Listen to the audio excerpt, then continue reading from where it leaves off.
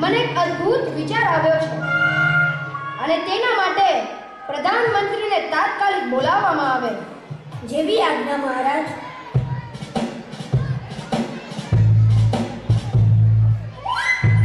મારા રાજા નિલેશ મહારાજનો જય હો. શું કામ પડ્યું નામદાર? પ્રધાનજી, આજે મને એક અદ્ભુત વિચાર આવ્યો છે. શું વાત કરો છો મહારાજ? આપને આને વિચાર? ઓહ, અદ્ભુત અદ્ભુત. અરે પેલા વિચાર તો સાંભળી લો. મહારાજ, વિચાર ભલે ને ગમે તેવો તુચ્છ હોય, પણ આપને વિચાર આવ્યો છે તે અગત્યની વાત છે. હે? હા તો સાંભળો. મને એમ લાગે છે કે અભ્યાસ એ ભારેખમ પથ્થર છે અને આ ફૂલ સમાન નિર્દોષ બાળક પર મૂકવાથી એ કચડાઈ જશે. માટે આજથી આપણા દેશની દરેક શાળાઓને તાળા મારી દો અને દરેક શિક્ષકોને જેલમાં નાખી દો. અરે પણ મહારાજ, તેનાથી આપણા દેશના બાળકોનું ભવિષ્ય રૂંધાઈ જશે. નહીં રૂંધાય. મારી આખી વાત તો સાંભળો. વચમાં ડબડબ ના કરો. જી મહારાજ, દરેક શાળાઓને બંધ કરી દો અને તેની જગ્યાએ રમતના મેદાન બનાવો. રાજ્ય તરફથી cricket, football, volleyball, chess, carrom અને વિડિયો ગેમ જેવી વિવિધ સાધન સામગ્રી દરેક બાળકને ફ્રીમાં મળવી જોઈએ. અને હા, આ રમતા બાળકો માટે ice cream, chocolate, wafer, soft drinks બધું જ મફત. પણ મહારાજ, જો બધા જ બાળકો રમતો જ રમશે તો ભવિષ્યના ડોક્ટર, એન્જિનિયર, પાયલટ કોણ બનશે? અરે હા, એ વાત તો સાચી છે. તો એક કામ કરો. દરેક બાળકને જે ડિગ્રી જોઈતી હોય તે અત્યારે જ આપવાનો ઠરાવ પસાર કરો. કાલે આ દરેક બાળકોને આપણે મનગમતી પદવી આપીને તેમને સન્માનિત કરીશું. પરંતુ મહારાજ, આનાથી તો... પ્રધાનજી, રાજા હું છું કે તમે? મેં તમારી સલાહ નથી માંગી. તમારું કામ છે મારા હુકમનું પાલન કરવાનું. માટે તમારા કર્તવ્ય પર ધ્યાન દો. જેવી આજ્ઞા મહારાજ.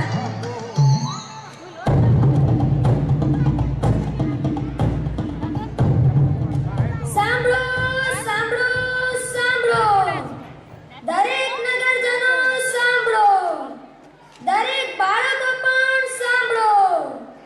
કાલે સવારે નગરના દરેક બાળકોને બાળા રાજા દ્વારા મનપસંદ ડિગ્રી આપવામાં આવશે.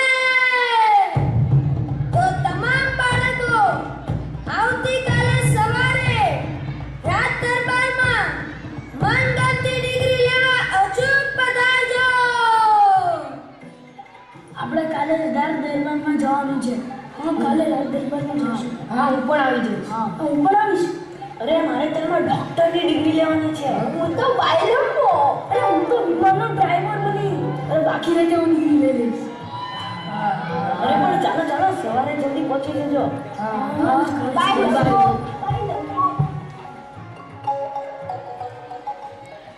બાળા રાજા જિંદાબાદ! બાળા રાજા જિંદાબાદ!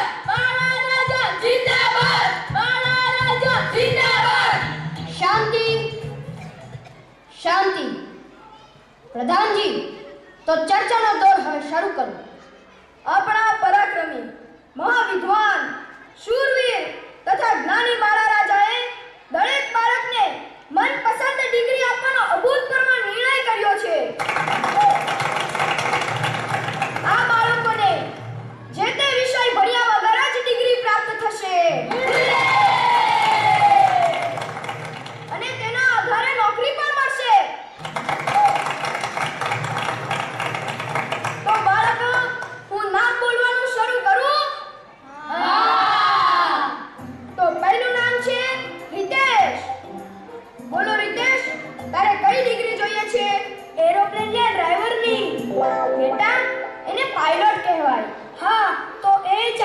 લે રીતેશ, આજથી તું પાયલોટ છે. ધન્યવાદ બાળા રાજા. બોલો બાળા રાજાની જય! બાળા રાજાની જય! બાળા રાજાની જય! બીજું નામ છે પ્રજ્ઞેશ. બોલો પ્રજ્ઞેશ બેટા, તારે કઈ ડિગ્રી જોઈએ છે? મારે લોકોની સેવા કરવાની ઈચ્છા છે. માટે મારે બાયલંબા સાહેબ બનવું છે. બાયલંબા એ વળી શું? ઓલું આગ લાગે ત્યારે લાલ લાલ બંબો આવે ને ઈ જેમાં તું હોય. ઓહો, એમ વાત છે.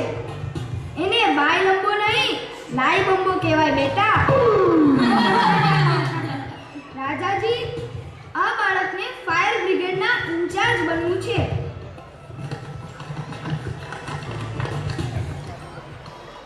લે પ્રજ્ઞેશ, આ ફાયર બ્રિગેડ ઇન્ચાર્જની ડિગ્રી.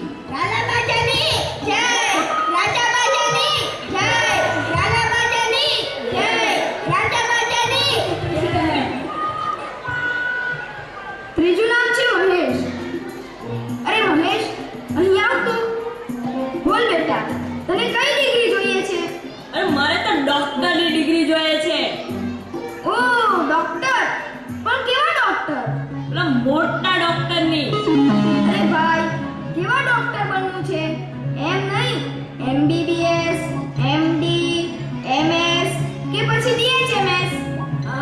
BHMS કઈ મોટી ડિગ્રી લાગે છે. એક કામ કરો, BHMS આપી દો. અલ્યા ડોબા, એ તો ડોક્ટરમાં નાનામાં નાની ડિગ્રી કહેવાય. એમ? તો એક કામ કરો ને, તમે જે બોલ્યા એ બધી ડિગ્રી આપી દો. ચલાવી લઈશ બસ. લો રાજાજી, આપો બધી ડિગ્રીઓ. હે ભગવાન. તો લે આ ડોક્ટરની ડિગ્રી. બધી જ ડિગ્રી આમાં છે. હે ભગવાન, જેનાથી કાગળો નથી સચવાતા તે દર્દીને કેવી રીતે સાચવશે? હશે. આગળનું નામ છે પ્રતુલ. બોલો પ્રતુલ, તારે શું બનવું છે? મારે જજ બનવું છે. અરે ગાંડા, જજની તો કોઈ ડિગ્રી ન હોય. એના માટે તો વકીલની જ ડિગ્રી લેવી પડે. અનુભવી વકીલ જ જજ બની શકે. તો વકીલને ડિગ્રી આપી દો. એમાં શું? વકીલ? તો લે આ વકીલની ડિગ્રી. બાળા રાજાની જય! બાળા રાજાની જય! તો આજથી પ્રતુલ બને છે એડવોકેટ પ્રતુલ. બાળા રાજાની જય! બાળા રાજાની જય! બાળા રાજાની જય! આમ આજનો પદવીદાન સમારંભ અહીં પૂરો થાય છે. સર્વે